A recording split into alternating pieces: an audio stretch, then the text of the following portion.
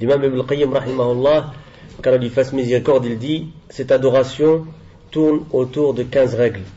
Celui qui les accomplit aura complété les degrés de l'adoration. Il dit, et l'explication de cela est que l'adoration se partage entre 3 choses. Ici, il dit le Cheikh Ibn al-Qayyim, rahimahullah, c'est le cœur et la langue et les membres. Et les jugements de l'adoration sont au nombre de 5. On a déjà vu plusieurs fois dans plusieurs de nos cours. C'est obligatoire, on les avait même définis. Le wajib, obligatoire, préférable, mustahab, illicite, haram, détestable, makruh, illicite, mubah. Et donc, ces jugements sont pour chacun. Donc, ces 5 jugements sont pour chacun des 3 qu'on vient de citer. Le cœur, la langue et les membres. C'est-à-dire les 5. C'est-à-dire les jugements, les jugements sont 5 et 5 et 5. Ça fait combien donc? Il dit le cheikh, ça fait 15. La règle autour duquel tourne l'adoration, celui qui l'accomplit aura complété l'adoration. Le cheikh, il dit, Cheikh Abdul Bukhari, il dit, hafidahullah, toi ne cherche pas les degrés les plus bas de l'adoration. Cherche-en les plus complets. Fin de citation de Madarij as-Salikin. Fameux livre de Ibn al-Qayyim rahimahullah qui a été publié en 3 volumes, et une faïda que je vous donne chez Cheikh Moustapha Mabram, il rapporte de son Cheikh al-Fawzan que Cheikh al-Fawzan il ne conseille pas aux débutants de lire ce livre, Madarij as-Salikin. Donc Cheikh hafidahullah ta'ala, il dit, je dis, c'est-à-dire Cheikh Abdul Bukhari qui parle, les tâches de la législation telles la prière et la zakat et l'aumône et le hajj et le jeûne et autres parmi les tâches, ces tâches qui incombent aux serviteurs d'Allah sont appelées actes d'adoration, n'est-ce pas? Pourquoi ont-elles été appelées actes d'adoration? Les tâches de la législation qui incombent à ceux qui sont responsables de leurs actions, le mukallafoun, sont appelées actes d'adoration car ils s'en acquittent et les mettent en pratique. De quelle manière les mettent-ils en pratique?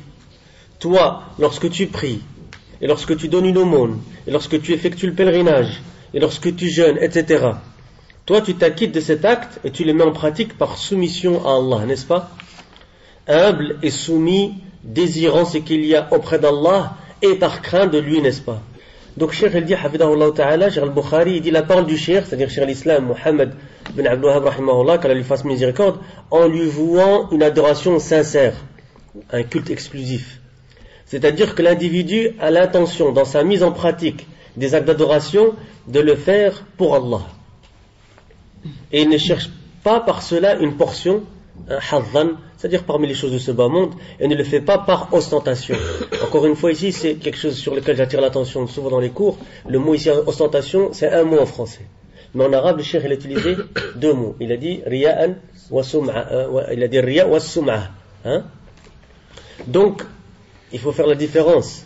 Riya, on a déjà dit, c'est l'ostentation, dans ce qui est vu parmi les actions.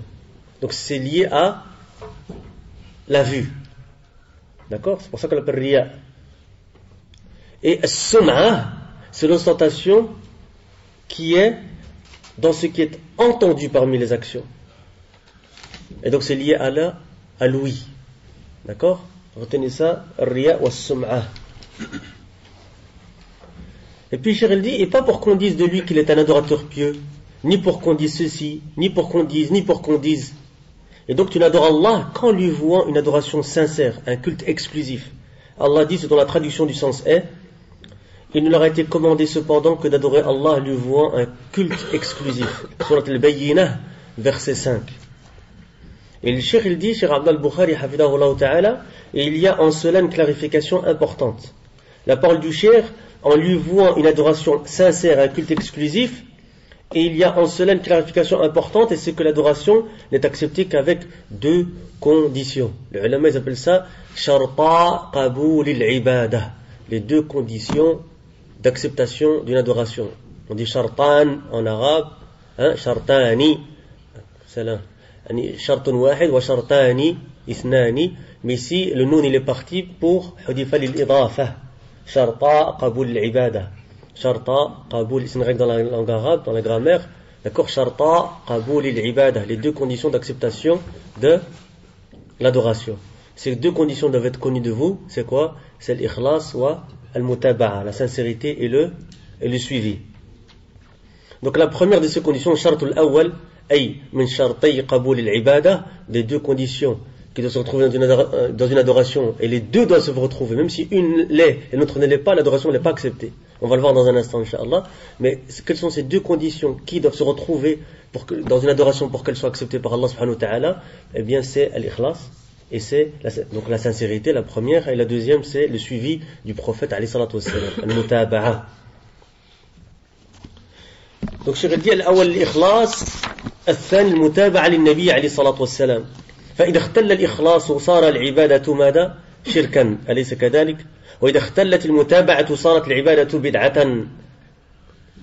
Et donc si la sincérité est manquante, alors l'adoration devient une association, n'est-ce pas? Et si le suivi est manquant, alors l'adoration devient une innovation religieuse. Ici, Ibn al-Qayyim, quand il fasse miséricorde, dit dans Al-Jawab al-Kafi liman sa'ala 'an ad-dawa' al-shafi. C'est un livre qui est connu comme Al-Jawab al-Kafi.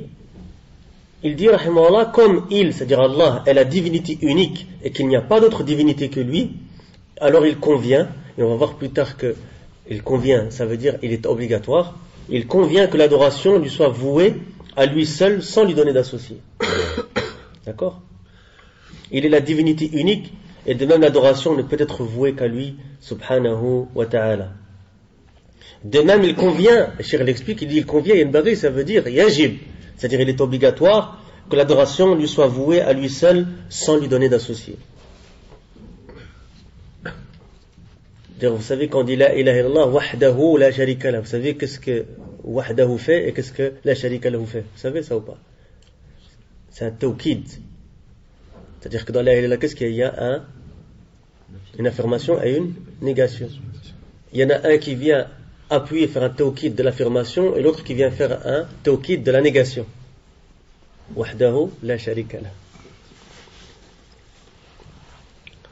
la. On continue.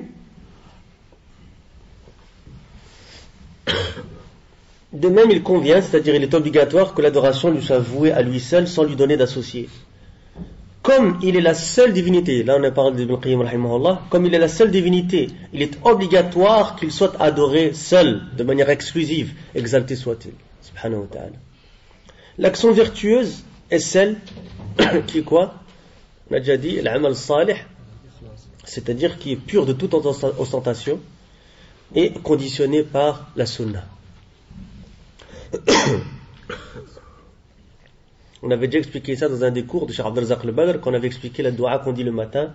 Allahumma inni as'aluka ilman nafi'an wa rizqan wasi'an wa amalan mutaqabbala dans certaines riwayat. Une action acceptée dans certaines riwayat, c'est une action quoi? Vertueuse. Et donc l'action vertueuse, c'est l'action qui est acceptée. Et Cheikh avait expliqué justement que pour qu'elle soit acceptée et qu'elle soit vertueuse, il faut qu'il y ait ces deux conditions-là. D'accord? Il y a plusieurs riwayat.